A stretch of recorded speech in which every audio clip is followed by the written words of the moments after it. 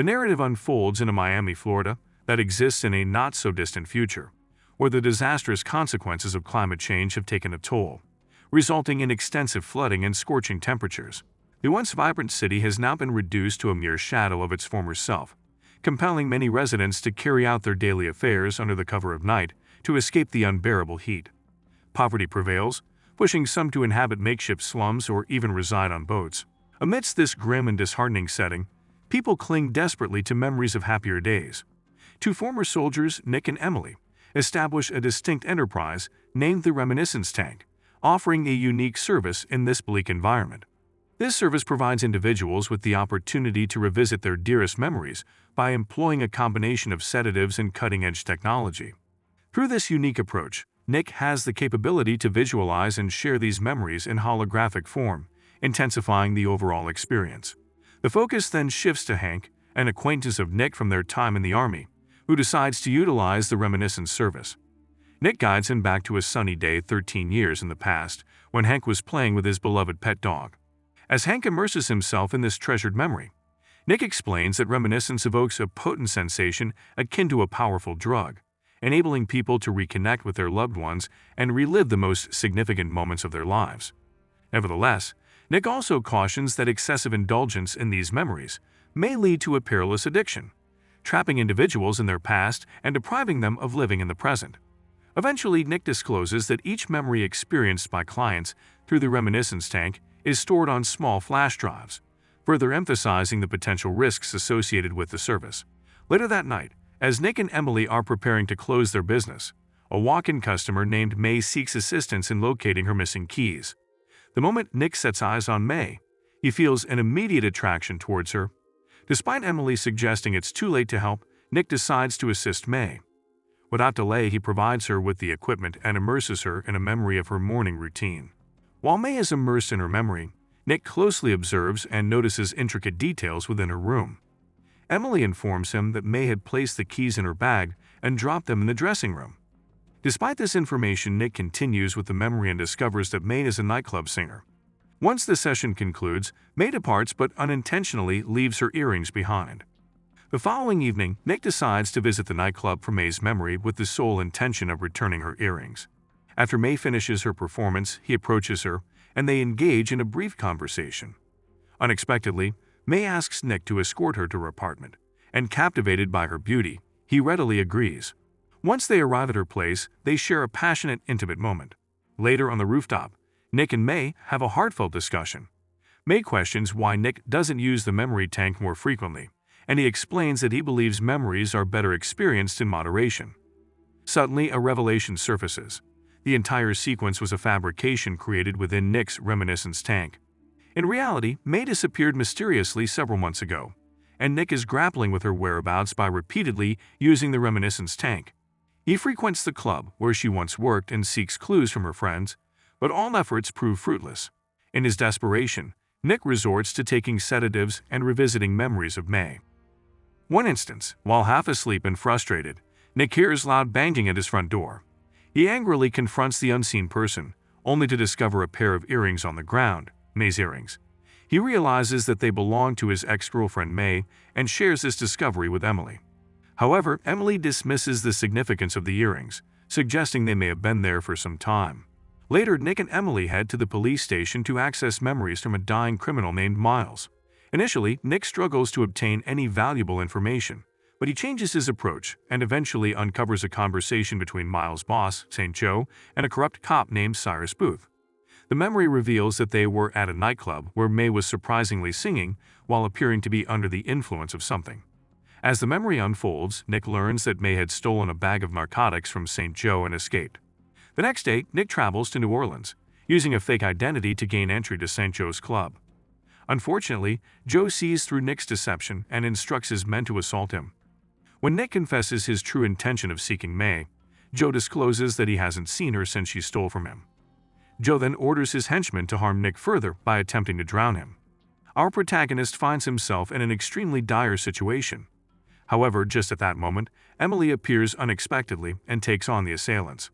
Despite being outnumbered, she skillfully eliminates each one of them with precise shots, ultimately saving the day. Once they return to Miami, Nick expresses his feelings of unease about the entire ordeal. He believes that May have been toying with him and suspects she might have stolen something from them. Emily, on the other hand, thinks he's being overly suspicious, but Nick reminds her of the last time she met with May.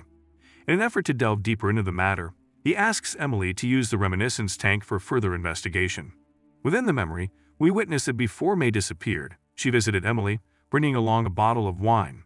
The two engaged in various conversations, discussing topics like their relationships and families. During the conversation, May reveals her intense addiction to narcotics.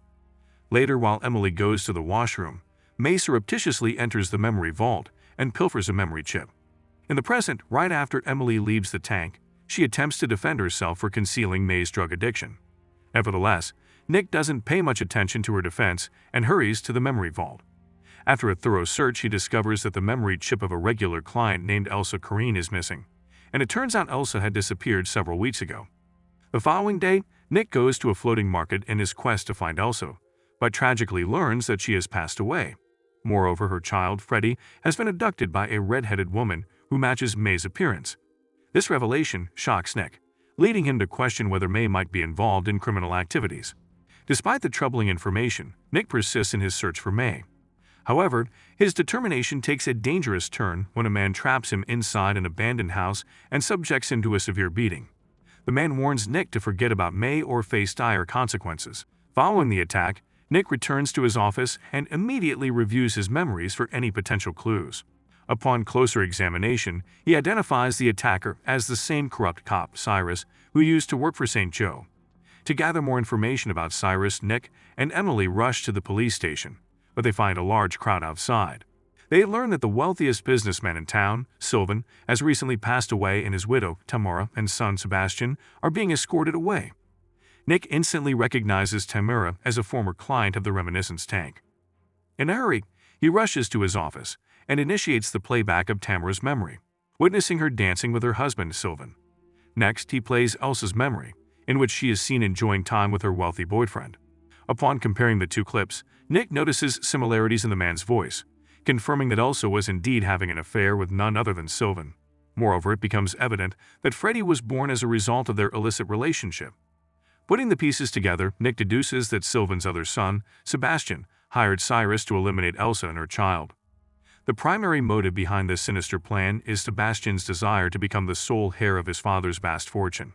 Armed with this knowledge, Nick resolves to delve into the depths of the matter, leaving his office with a gun in hand. In the subsequent scene, a furious Nick arrives at Tamara's opulent residence, located in the most affluent part of Miami, where extravagance still prevails. To his surprise, he is mistaken for a dancer who was supposed to perform there. Instead of resisting, Nick seizes the opportunity, recognizing it as a chance to gather crucial answers. Soon he comes face to face with Tamara and confronts her about May and Elsa.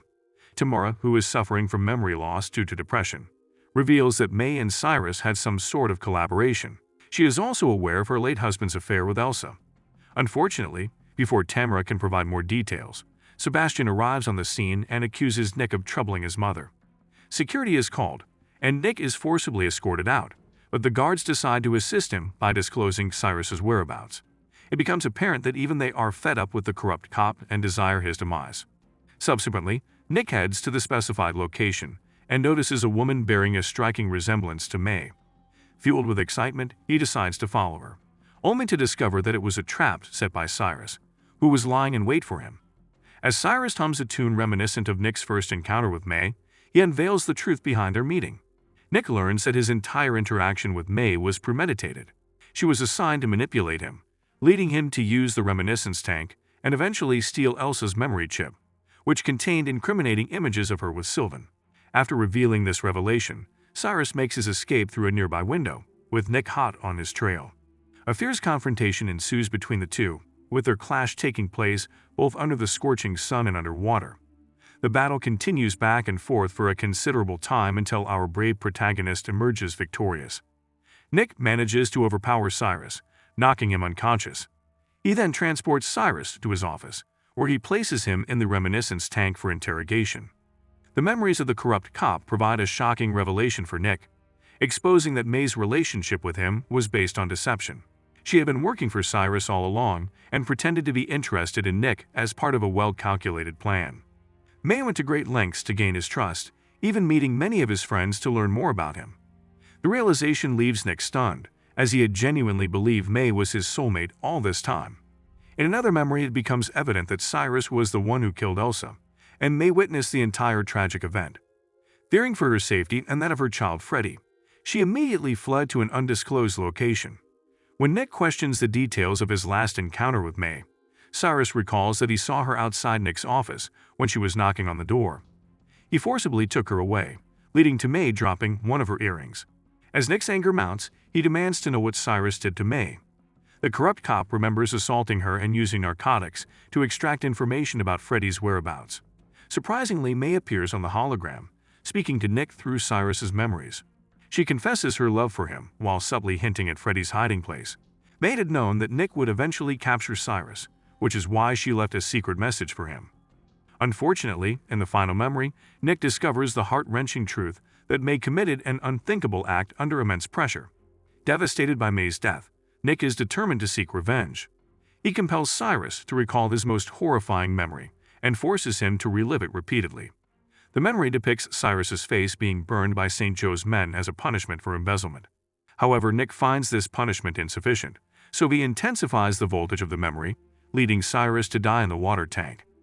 After this, Nick heads straight to Sylvan's mansion and confronts Sebastian for orchestrating Elsa's murder to secure his father's fortune. Nick also reveals that he knows about Sylvan's affair with Elsa. Overwhelmed with anger and shock, Sebastian attempts to shoot Nick, but he finds himself unable to carry out the act. Ultimately, he turns the gun on himself, preparing to take his own life. However, before things escalate, his mother arrives just in time and manages to calm him down, preventing a tragic outcome. After resolving the situation, Nick goes to meet Emily and takes responsibility for his actions, narrating the entire story of May, Cyrus, and their intricate web of deception. He acknowledges that life is short and thus encourages Emily to return to her family and embrace life with them. In his final moments, Nick enters the reminiscence tank, connecting himself to the wires and preparing for the reminiscence process on himself. We witness him reliving his cherished memories with May, where the two express their profound love for each other before he peacefully passes away. Years later, Emily visits Nick at the reminiscence tank, accompanied by her daughter, and leaves flowers as a tribute to him. The movie concludes with the message that dwelling excessively in the past can be perilous, but revisiting the memories of the most treasured times can offer solace and serenity in the present. We appreciate you joining us for this movie recap. We hope you found it both informative and enjoyable, providing you with a better grasp of the story. If you liked the video, kindly give it a thumbs up and share your thoughts in the comments section below. Remember to subscribe to our channel for more movie recaps and thrilling content. Your support is invaluable, as it enables us to keep producing high-quality videos like this one. Thank you once more for watching, and we look forward to having you join us in our next recap.